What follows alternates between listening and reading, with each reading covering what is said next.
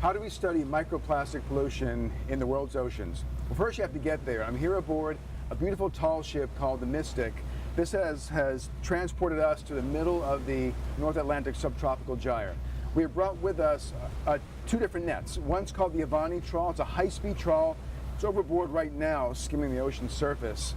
Has the same kind of net mesh we have with this trawl. This is called the Manta trawl.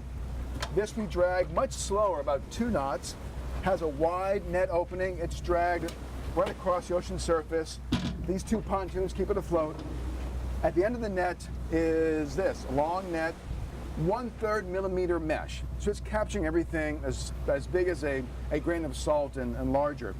After dragging this for 1 hour across the sea surface, we detach it and pour the contents into a pair of stacked sieves. And we did that just this morning. I want to show you what's inside. So this sieve is 1 millimeter mesh. This is 1/3 of a millimeter, the same mesh size as the net. You can see here we've caught some microplastics and some sargassum seaweed in there. And here's the smaller, dust-sized particles. These are 2 size classes of microplastic.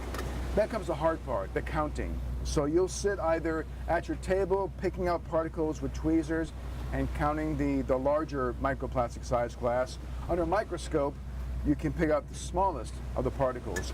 And that gives you a count. You count them and then weigh them. Those 2 numbers go into our oceanographic model.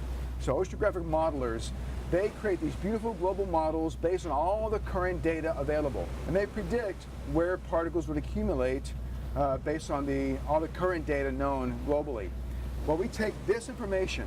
This is the hard data, how many particles we find in the ocean. The data is used to populate the model.